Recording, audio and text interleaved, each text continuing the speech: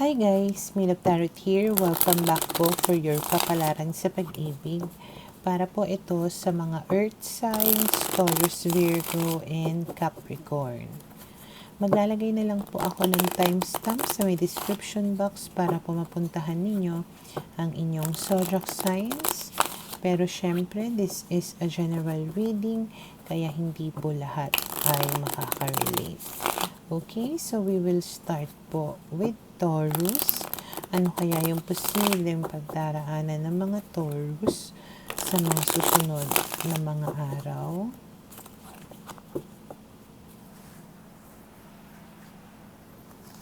Okay, we have here the Page of Pentacles, the King of Swords, the Nine of Pentacles, and the World card. Okay, so may chance na merong makikipag-communicate sa inyo sa mga susunod na mga araw na itong tao na to maaaring nasa ibang bansa or malayo kayo sa isa't isa. Okay, itong tao na to mukhang single naman siya. Okay, wala namang sabit. And mukhang honest naman siya or open naman siya sa iyo. Okay? And then we have here the Knight of Swords, the Emperor, the Queen of Swords, and the Hermit. Ayun nga lang, itong tao na to medyo may pagka, how you say, mabilis, kumilos, or naiinip, ganyan, or may pagka, yung dating is masyadong malakas or mayabang yung dating, no? Para kasi siyang masyadong confident sa sarili niya. At dahil doon, maaaring nag-aalangan ka, nag-iisip ka, kung i-entertainin mo ba siya or hindi. Okay? Pwede nga nasupladahan mo pa itong tao na to kasi parang hindi mo feel yung vibes niya kasi nga parang maangas. Okay? And then we have here the Two of Pentacles, the Hangman, and the Lover. So, medyo pinag-iisipan mo naman. Tinitimbang mo naman. Okay? Pero, ayun nga, hindi ka magde-decide agad kung papatulan mo ba siya or hindi. Talagang, you are looking at the advantages, disadvantages, yung mga magaganda sa kanya, mga pangit sa kanya, ganun. Kung makakabuti ba tong tao na to sa'yo or makakasama lang. Okay? And then we have here the Four of Pentacles and the Hierophant. So, parang pinipigilan mo dito yung sarili mo to fall or to commit, to be in a relationship with this person. And then we have here the Strength card. Pero eventually, this person will win you over. Makukuha niya rin, kumbaga, yung loob mo as time goes by. Pero for now, ayun, habang hindi pa niya yun nakukuha, syempre, hindi mo siya papatulan. Okay? So, for now, ito yung nakikita ko na posibleng mangyari sa mga Taurus.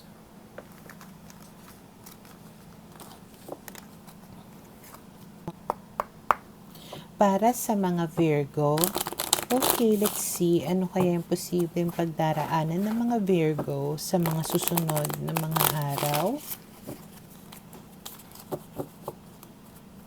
We have here the Magician, the Two of Wands, the Six of Pentacles, and the Temperance card.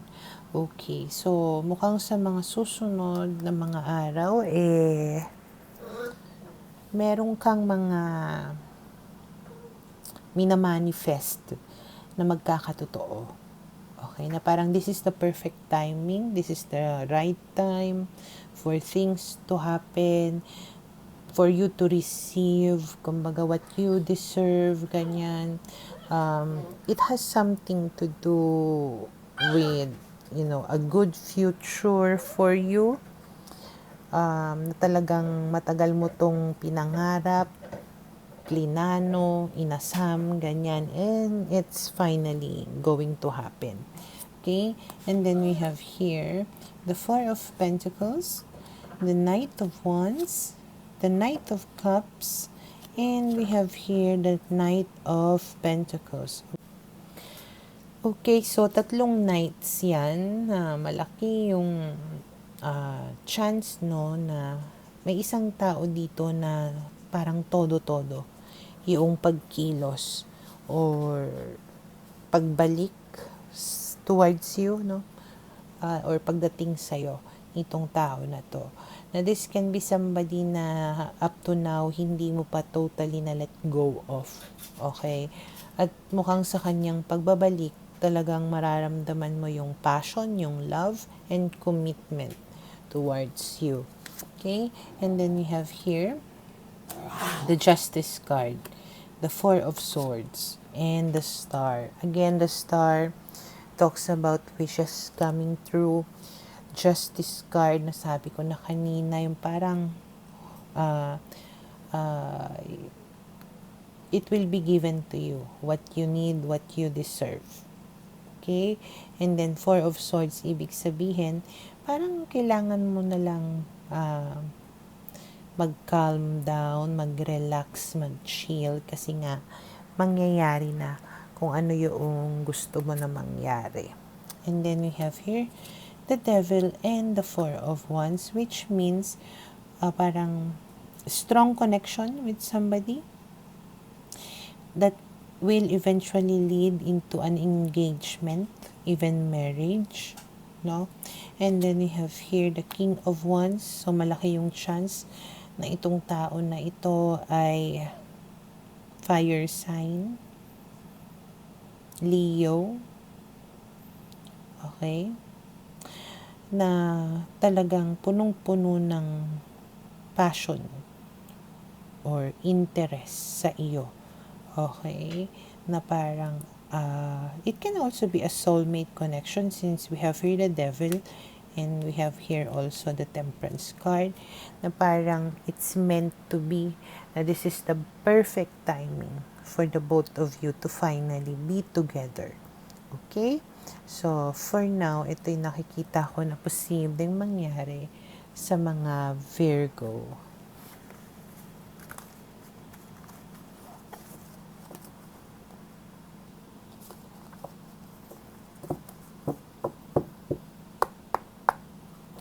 Para sa mga Capricorn, okay, let's see. Ano kaya yung posibleng pagdaraanan ng mga Capricorn sa mga susunod na mga araw?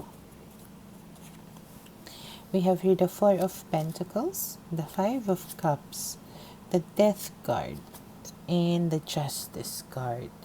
Okay, so base sa mga barahan na ito, ay some things are going to change, no? Na parang kung ano man yung iniiyakan mo, mga bagay na hindi mo ma-let go, mga bagay na pinagsisisihan mo, ganyan, maaaring finally magkakaroon ka ng transformation na you will do what you think will be best for you or what is right for you, in order to give justice, kumbaga, sa mga nangyari. Okay?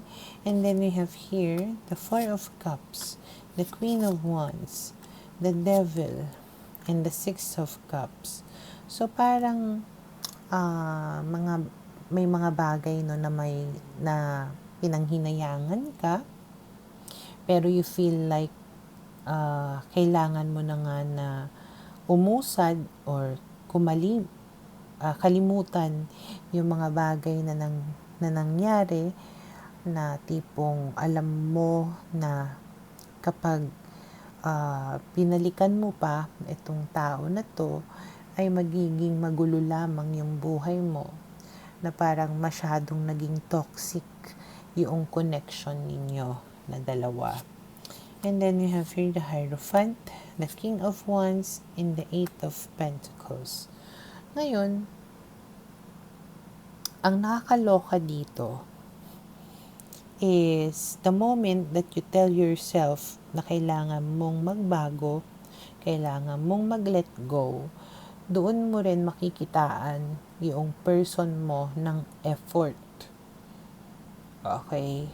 Na parang gumagawa siya ng paraan para naman maisalba yung relasyon ninyo. Okay? So, parang may shift ng energy na kung dati ikaw yung talagang nanghihinayang, ikaw yung nakikipaglaban, pwedeng this time, siya naman. Okay? Nagpalit kayo ng role. And then we have here the Six of Swords and the King of Pentacles. So, ang maganda dito, dahil siya ang kumikilos, parang mas makikitaan mo na magandang resulta, ganun, or mga parang positive na mga pangyayari. Okay? And then we have here the Moon. Pero, para kang dito, medyo in doubt ka na. Hindi na 100% nabuo yung kalooban mo na makipag-ayos sa kanya. Parang medyo a little bit too late na yung paggawa niya ng effort. Kung kailan parang ready ka na mag-move on, humiwalay, saka siya nagpakita ng parang effort nga para mabuo kayo. Okay? So, parang pinagdududahan mo ngayon na ginagawa mo ba to because mahal mo ko, or ginagawa mo to dahil ayaw mo lang akong mawala sa iyo? Are you doing this for the sake na ma-save yung relationship? Or natatakot ka na maiwan mag-isa? Parang, ayun no, mas lalo ka lang naguluhan sa ginawa niya. Imbes sana na matuwa ka kasi syempre biglang nagkaroon siya ng parang will, or parang nagsimula siyang kumilos, medyo nagduda ka tuloy. Okay? And of course, when there is doubt, mas maigi no na wala kang gawin, or wag mo na lang gawin kung nagdududa ka. Okay? So, wait, i-clear ko lang yon. Kung nagdududa ka sa effort niya sa'yo, okay, wag mo na lang balikan. Okay? So, for now, ito yung nakikita ko na posibleng mangyari sa mga Capricorn.